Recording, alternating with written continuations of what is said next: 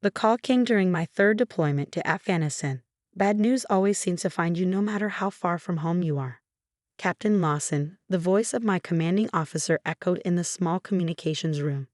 There's a Red Cross message for you. My stomach dropped.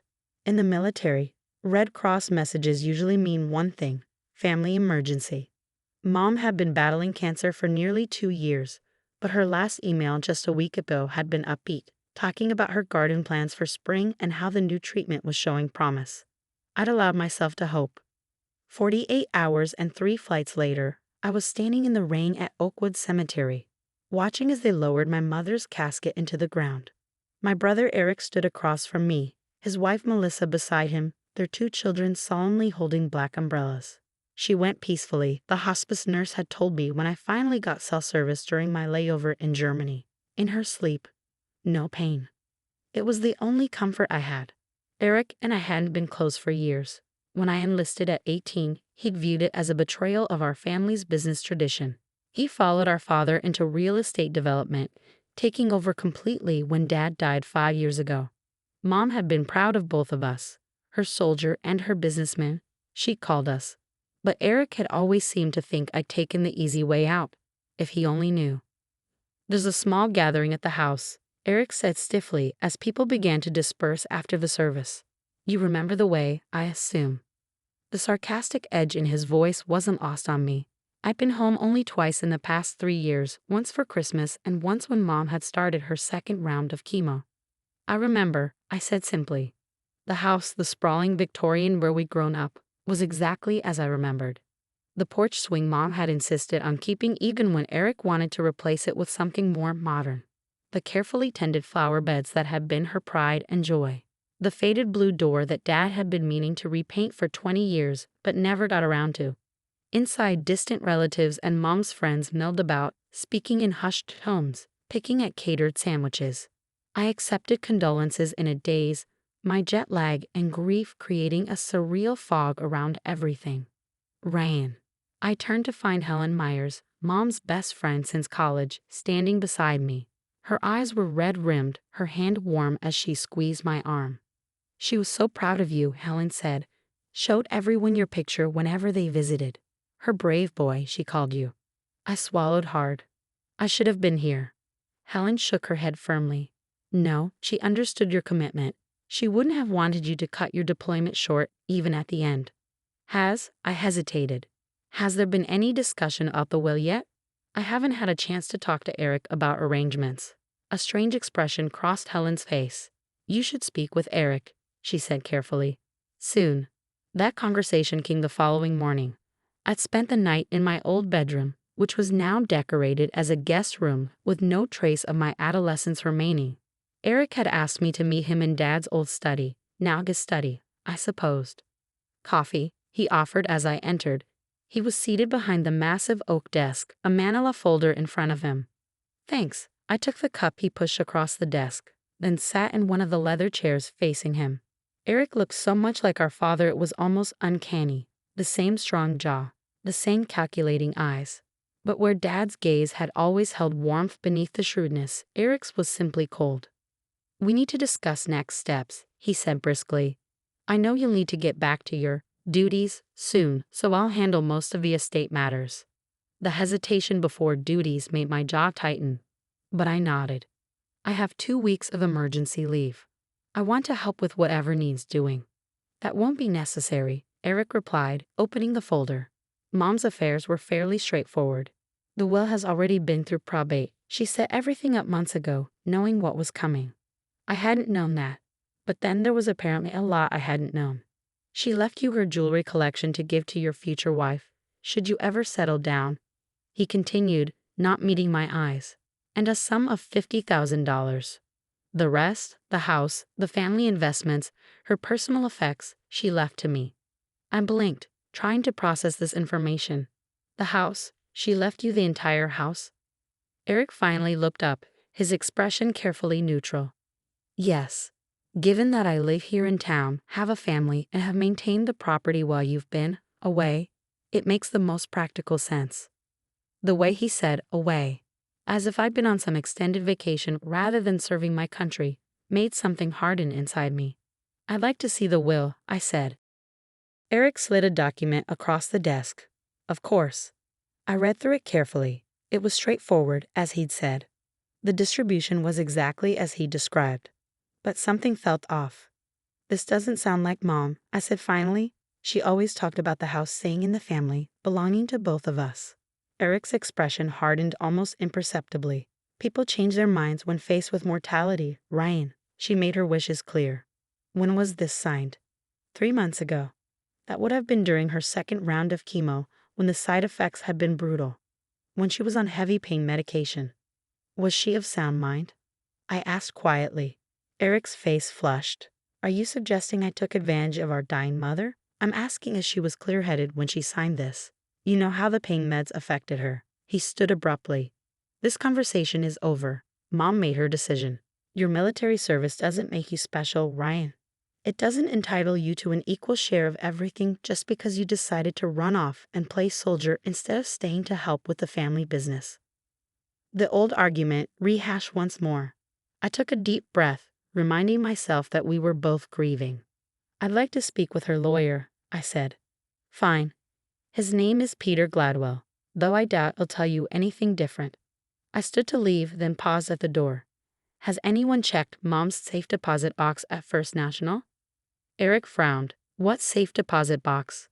"The one she's had since Dad died. She mentioned it in one of her letters last year, said she kept important papers there." "I wasn't aware of any safe deposit box," Eric admitted, looking genuinely confused. I nodded. "Might be worth looking into." As I walked out, I couldn't shake the feeling that something wasn't right. Mom had always said the house would go to both of us. Had even talked about me retiring there someday, converting the garden shed into a workshop for the woodworking I'd taken up during my first deployment. The will I'd just read felt like it was written by a stranger. The meeting with Peter Gladwell the next day only deepened my suspicions. "I'm sorry, who did you say you were?" the elderly attorney asked, peering at me over his glasses. "Ryan Lawson, Margaret Lawson's son." He frowned. "Margaret Lawson, the name is familiar, but I don't recall handling her will recently." A cold weight settled in my stomach. "According to my brother, you prepared and executed her will 3 months ago." Gladwell shook his head. "No, that's not possible. I've been on medical leave for the past 6 months. Hip replacement. My partner has been handling my clients." "And your partner's name is?" "David Reynolds." Not the name on the will I'd seen yesterday. I left Gladwell's office and headed straight to First National Bank. The safe deposit box was indeed registered to Margaret Lawson. As her son with proper identification and death certificate in hand, the bank allowed me access. Inside was a single manila envelope labeled "In the event of my death, Ryan and Eric." My hands trembled slightly as I opened it. The contents made my blood run cold. A properly executed will dated 8 months ago, leaving the house jointly to Eric and me.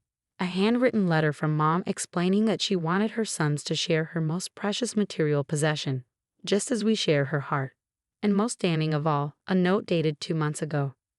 "Ryan, Eric has been pressuring me to change my will, to leave everything to him.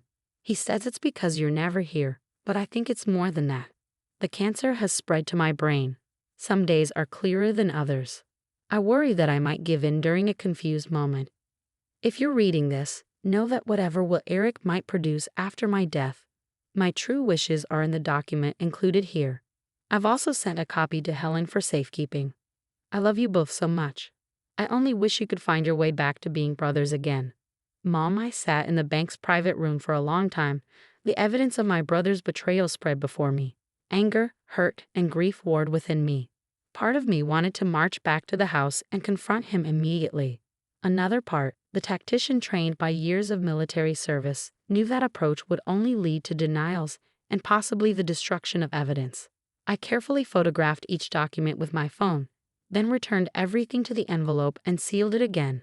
I asked the bank officer to document that I had examined the contents but left them intact and not to allow anyone else access without contacting me first. Next, I visited Helen Myers. "I was wondering when you'd come," she said, ushering me into her cozy living room. "Tea. Did you know?" I asked as she handed me a steaming mug. "About what Eric was doing." Helen sighed heavily. I suspected. Your mother confided in me about the pressure she was under. That's why she gave me this. She crossed to a bookshelf and removed a large volume of poetry, opening it to reveal a hidden compartment containing an envelope identical to the one I found in the safe deposit box. She made me promise not to say anything unless you asked, Helen explained. She didn't want to come between you boys, even at the end. He forged a will, I said quietly, used a fake attorney name and everything. Helen's eyes widened. Oh, Ryan. I knew he was pressuring her, but I never thought he'd go that far. I need your help, I said, and I need to speak with a real attorney. Helen, it turned out, had a niece who specialized in estate law. Jennifer Myers agreed to meet with me that afternoon, reviewed the documents, and confirmed what I already knew. The will Eric had presented was fraudulent, and he had committed several felonies in creating and attempting to execute it. What do you want to do? Jennifer asked after outlining my options. We could bring criminal charges, or we could handle this more discreetly. I need to think about it, I replied honestly. That night, I drove past the house, our house, and parked down the street, watching as lights glowed warmly in the windows. I thought about the childhood we shared there. Eric teaching me to ride a bike in the driveway. Me helping him build a treehouse in the massive oak in the backyard. Mom making Sunday pancakes in the kitchen. Dad reading the newspaper in his favorite chair. When had it all gone so wrong?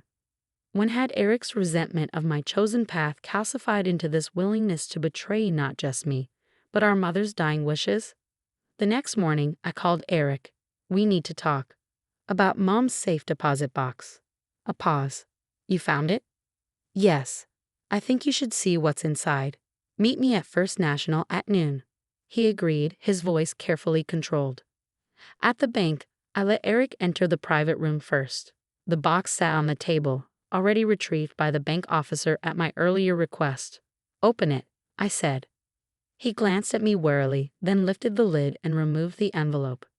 His hands were steady as he opened it, but as he read the contents, the color drained from his face. This is, he began, then faltered.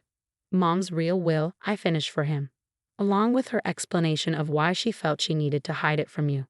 Eric sank into a chair, the papers trembling in his hands. Ryan, I can explain. Can you? Can you explain forging our mother's signature while she was dying of cancer, creating a fake attorney, lying to me, your brother, while I was serving overseas? His eyes, so like our father's but lacking his integrity, finally met mine. You weren't here, he said, his voice barely above a whisper. You're never here. That house, it needs a family. Children, life, not some bachelor soldier who drops in every few years. That wasn't your decision to make, I said. It was Mom's, and she wanted us to share it. What are you going to do? He asked, and for the first time, I saw fear in my brother's eyes. I placed a folder on the table. These are your options prepared by my attorney. Option 1. I file charges for fraud, forgery, and attempted theft. You'll likely face jail time, disbarment from real estate, and public disgrace. He flinched. Option 2. I continued. You signed this affidavit admitting what you did but expressing remorse. You agreed to honor Mom's actual will, placing the house in both our names. You also agreed to buy out my half at a fair market value, allowing you to keep the house for your family as you wish, while compensating me properly. In return, I don't press charges. And if I refuse both options, he asked, a hint of his usual defiance returning. I leaned forward. There is no third option, Eric. Mom wanted us to find our way back to being brothers. This is me trying to honor that wish by giving you a path to redemption. But don't mistake my respect for her wishes as weakness. For a long moment, he said nothing. Then, slowly, he reached for the second folder. I need time to review this with my lawyer, he said. I nodded. You have 48 hours. After that, I go to the district attorney. In the end, Eric chose option 2. The negotiation of the buyout took several weeks, during which I extended my leave to see it through. We spoke only through attorneys, the gulf between us seemingly unbridgeable. On my last day before returning to my unit, I visited the house one final time. Eric was at work, the kids at school. Melissa let me in awkwardly, then disappeared upstairs to give me privacy. I walked through each room slowly, saying goodbye. In the garden, I paused by Mom's rose bushes, remembering how she tended them even in the late stages of her illness. "I tried, Mom," I whispered. "I gave him away back. The rest is up to him." As I turned to leave, I noticed a small envelope tucked into the porch swing cushion. My name was written on it in Eric's handwriting. Inside was a single sheet of paper, a deed to a plot of land just outside town. It had belonged to our grandfather, a beautiful 5 acres with a stream running through it. Dad had always talked about building a cabin there someday. A note was attached, "For when you come home for good." It has good light for a workshop. No signature, no apology, but perhaps, in its way, a beginning. 3 years later, when my final tour ended and I returned to civilian life, I built that cabin. Simple, sturdy, with large windows and a dedicated workshop, just as I'd always imagined. Eric and his family came to the housewarming. It was awkward, strained, the weight of the past still between us. But his son, my nephew, was fascinated by my woodworking tools, and as I showed him how to safely use a hand plane, I caught Eric watching us with an expression I couldn't quite read. "He has your patience," Eric said later, as we stood on the porch watching the kids explore the stream. "Mom always said you got that gift from her side of the family." She did. It was the first time in years he'd voluntarily shared a memory of our mother. He nodded, his gaze still on the children. "I'm sorry," he said finally, the words seeming to cost him great effort, "not just for the will. For everything. For not understanding your choices. For resenting you when I should have been proud of you, like she was." The apology, so long in coming, felt like the release of a breath I hadn't known I was holding. "We can't go back," I said after a moment, "but maybe we can find a way forward." Eric turned to me then, and for just a moment, I glimpsed something of our father's warmth in his eyes. "I'd like that," he said quietly. "I think Mom would too." As the sun set over the trees that bordered my new home, I thought about the document that had been in Mom's safe deposit box, not just her will, but her final hope that her sons would find their way back to each other. Some inheritances, it turns out, are worth far more than property or money, and sometimes the path to healing begins with a simple, unexpected truth.